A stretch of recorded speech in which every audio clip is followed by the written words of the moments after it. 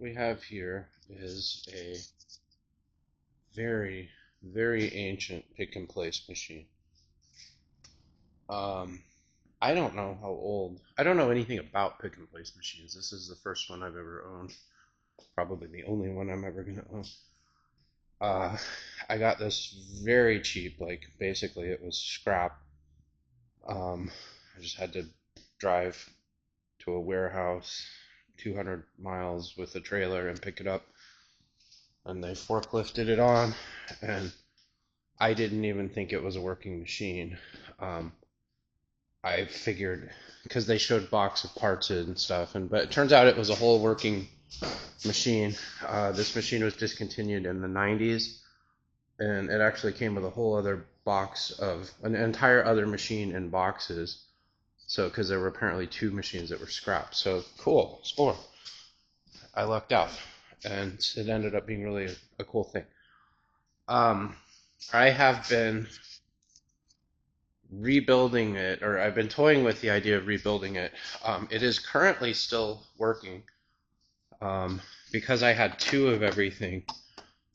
This is what they call the diff board, which I just believe is data in.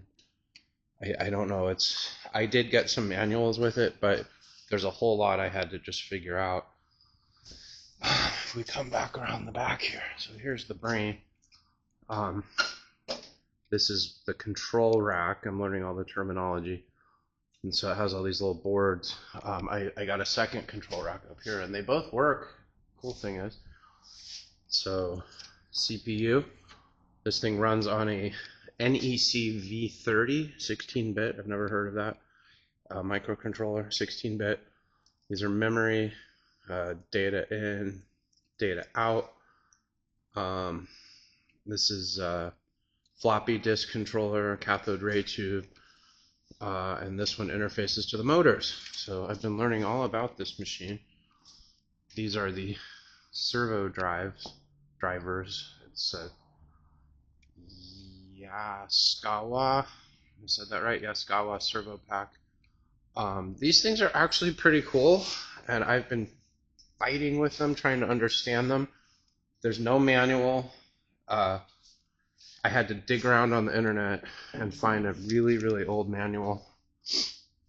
And that alone was hard. There's no pinout on the control pins. This is the plug that controls it. There's no pinout. I don't even know. It's a 50-pin connector, and I don't know what any of it is. I really like the idea of saving these old motors because they're pretty awesome. They run great. These are about 700 watt. I believe, yeah, 700 watt AC, 3-phase, 240 volt. I mean, they're pretty cool motors and they run well. But I can't dig up any docs on these, and they're at least 30 years old, probably 40. So I'm probably going to eBay that, and maybe I can recover some money for my investment and just sell the motors and controllers to someone else out there who knows more about it. And I've ordered some new servos for this little guy from a company that I've enjoyed using their products, the DMM, Dynamic Motion people up in Canada. That's what I used on my Bridgeport there. And they're excellent, they work great, they're affordable, can't speak highly enough of them. But before I was toying with the idea of using this little computer I built and a Nintendo controller to test this machine, but that's another story. So before I kill this machine today, I'm going to give it one last run. One last run. I've pulled one of the CRTs off. It has two CRTs. One of them is for the camera system, and the other is for the control. Hello. Why is it not coming up? Maybe I've already killed the machine. It was working last night. I'm not getting any video signal today. Wake up. Wake up. Did I knock my CRT cable loose? Ah, I did. That's the video. That's the video cable. Let's try that again. I bet it'll work now. Ha ha ha. I'm starting to really know this machine well. I'm driving it with this box. I'm going to go ahead and turn the motors on. You hear the relays click and the good old PWM whine. And we're going to go to, might be the last time this control ever runs. And there can't be a lot of these machines left in the world. If anyone needs parts, contact me. So we're going to do a jog. Notice that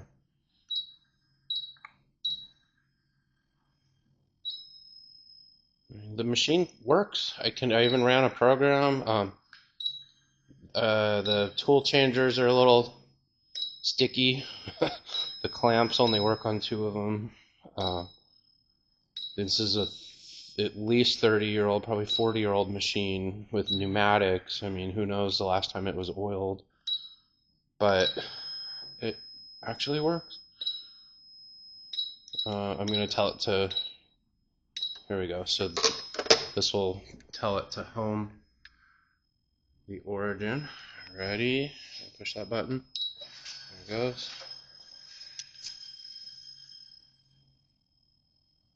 I mean, I'm starting to really like this thing. Even though I've never even technically ran a pick and place, but that's okay. I bought a Bridgeport and I'd never really run one of those either. So this is how I roll.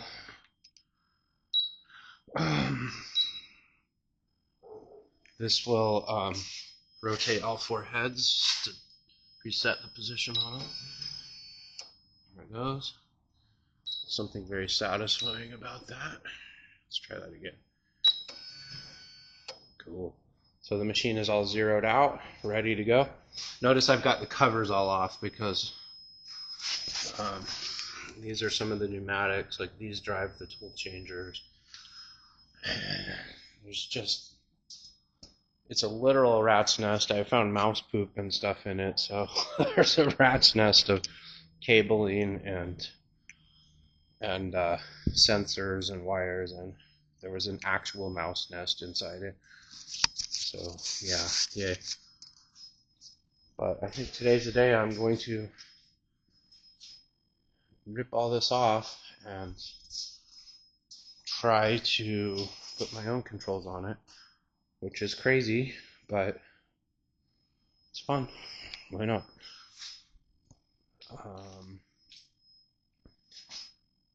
Yeah, I've gone through and just kind of read all the manuals. So camera, this is a tool changer. There's another board here that I took off and I put up here. That's for the, I call a pendant, they call it an operation box. So that goes to the little box thing here. Main power comes in there, 24 volt. This is the computer power supply. These are the stepper motor drivers for the 4 heads. There's 4 of them, 2 on each board. I can do this. I can figure this out.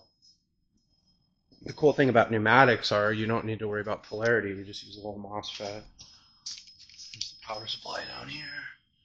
There's actually not much in there. There's just a transformer and 2 contactors. Yeah.